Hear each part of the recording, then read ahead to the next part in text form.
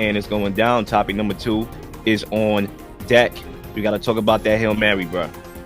And Zach, I want to play the clip before we get into it because even though I watched it 100 times, I want to watch it again because it was so epic.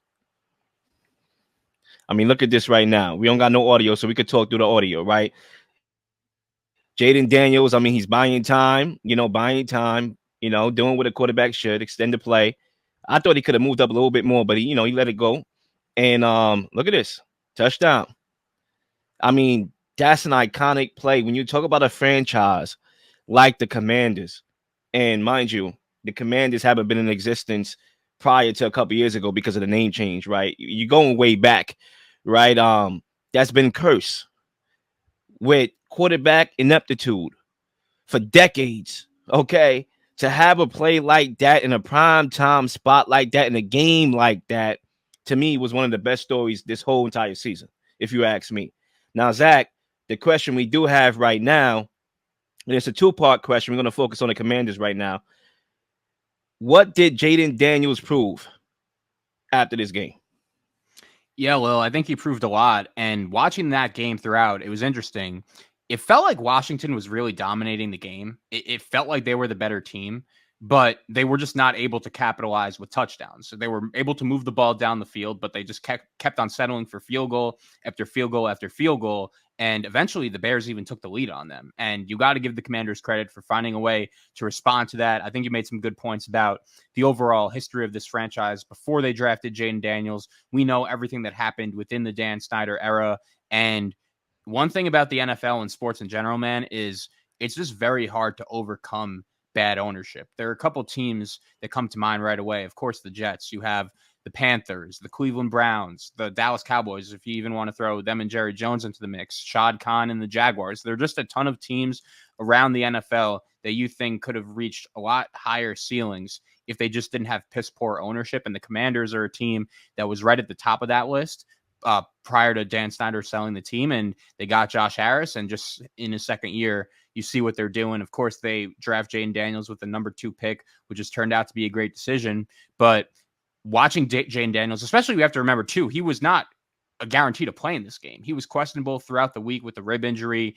Even a couple of days before, all signs were trending, I thought, to Marcus Mariota possibly starting this game, but we saw what Daniels did, and Washington was able to come out with the victory. And I know we're only 2 months into the season. We're only, 8 games into Jayden's career. I don't want to make any grand statements, but right now he's not only playing like the best rookie quarterback, but he's playing like one of the best quarterbacks in the game. And when you watched him at LSU last year, he was very good, and he had some great moments, of course, winning the Heisman Trophy, but I was a little bit skeptical. He played with Malik Neighbors. He played with Brian Thomas. He played for a very productive offense. And I was curious to see in Washington, would he be able to keep that up along with the injury concerns? I thought going into this game, although Jayden has had the much better start to the season, did the injury concerns give Caleb Williams a legitimate argument as the quarterback you would rather have going forward?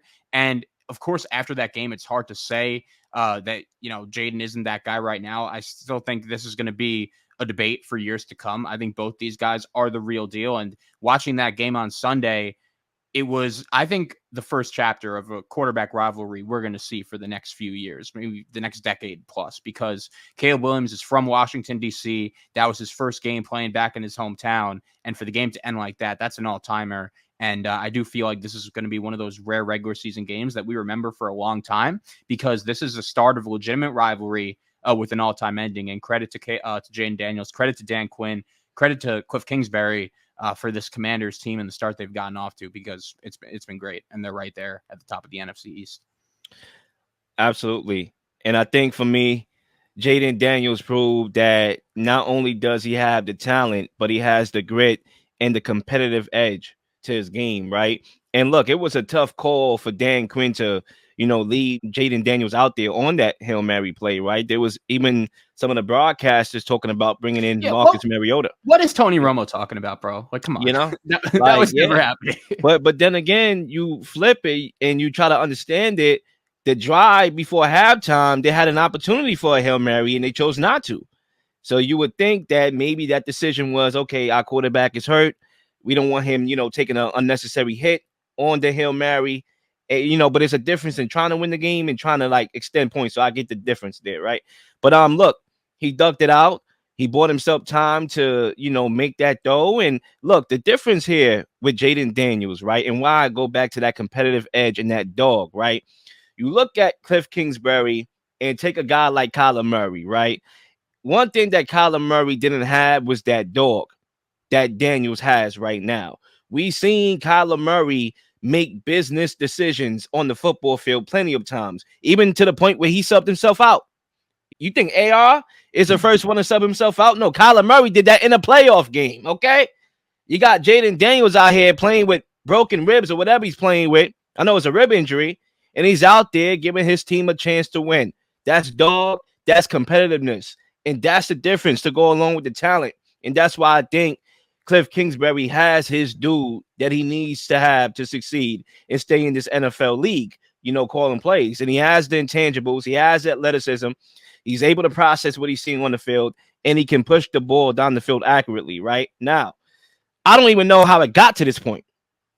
All right. I really don't, because truth be told, the Commanders should have blew this game wide open. This game should have been over at halftime. Okay. You look at all the field goals that they took in this game that could have been touchdowns. I mean, it literally could have been 28-7. That's the difference when you're kicking field goals as opposed to, scoring touchdowns, is you go from 28 points to 12 points. And that allowed the door to be cracked and the Bears to win the game. I'm glad the Bears didn't win the game, not because I'm anti-Bear, but because I'm anti-fraud. They would have won the game, and I would have been like, yo, you shouldn't have won this game. Clearly you're not better than the Commanders. So I'm glad that the bounce was fortunate, because I like when a true team that should win the game wins the game, because it's only going to make sense long term when looking at playoff outlooks and all that, right? But the Commanders had 481 yards of offense, 6.7 yards per play, and yet they couldn't turn those drives into touchdowns. And it was like real lurky things, like real spotty things, like Zach Ertz a couple inches away from hauling in a touchdown. Then there was a touchdown that was wiped away because of a false start, even though they had 12 men on the field. So pre-snap, it was dead. It was like touchdowns that were taken off the board that were fluky.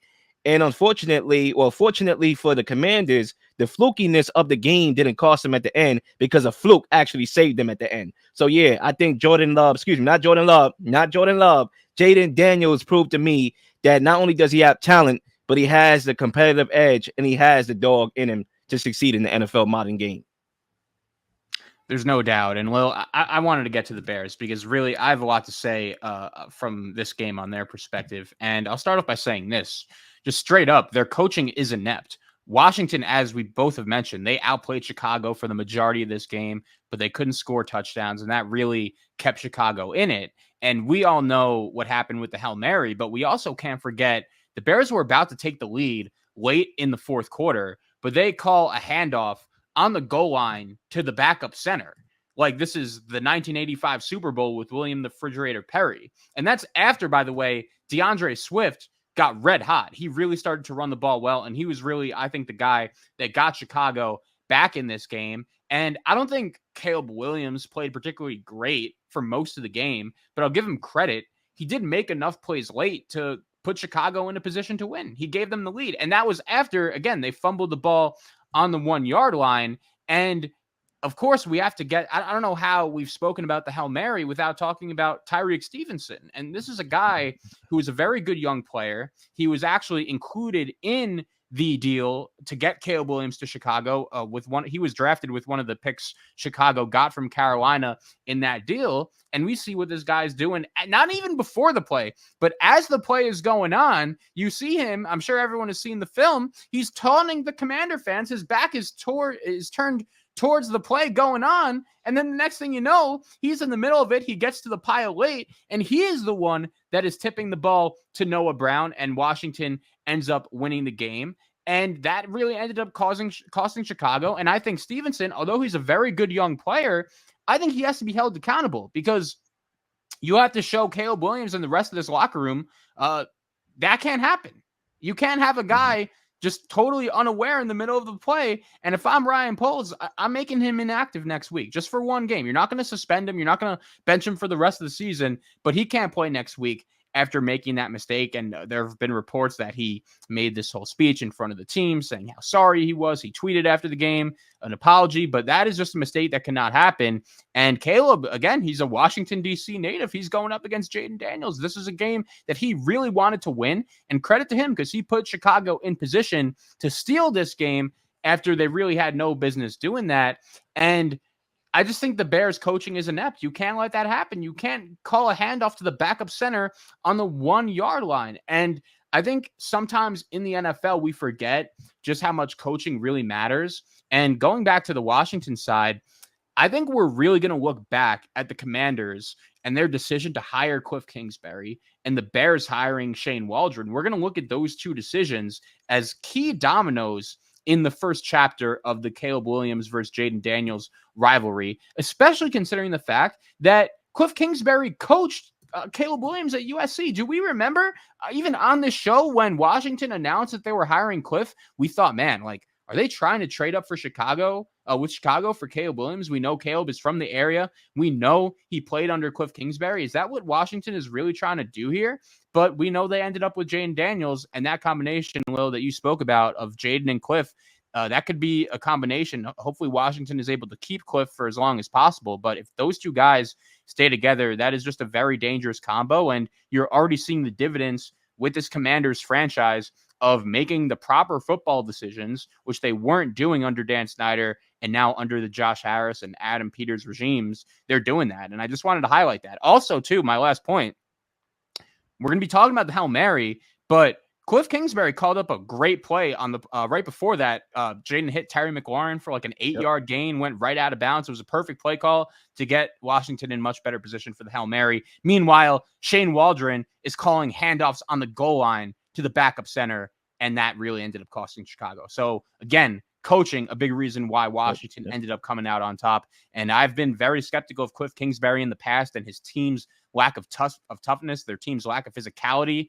But there's no doubt that he's looking like maybe the coordinator hire of the cycle so far. So credit to him. Zach, I'm going to stay on topic, I promise. But I want to go with an analogy here and a message to, really get to my point. Because to all the fellas out here, that's watching this show right now or in general, right? Or who's going to watch this show eventually, right?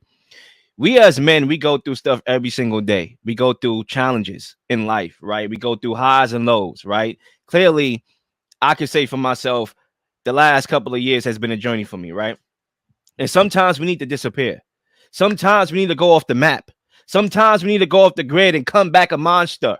And that's exactly what my guy Cliff Kingsbury did when he went and booked a one-way flight to Thailand after he got fired by the Arizona Cardinals. He went off the map. He went away. Didn't even book a round trip. One-way ticket, bruh. Okay, and he came back.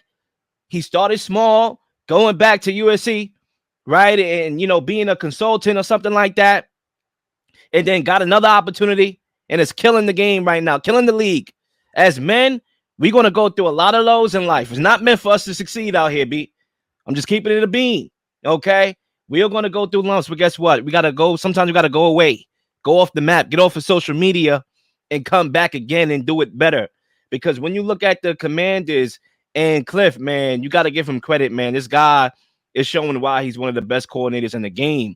And you made a very good point about the coaching staff that's, the Commanders right now.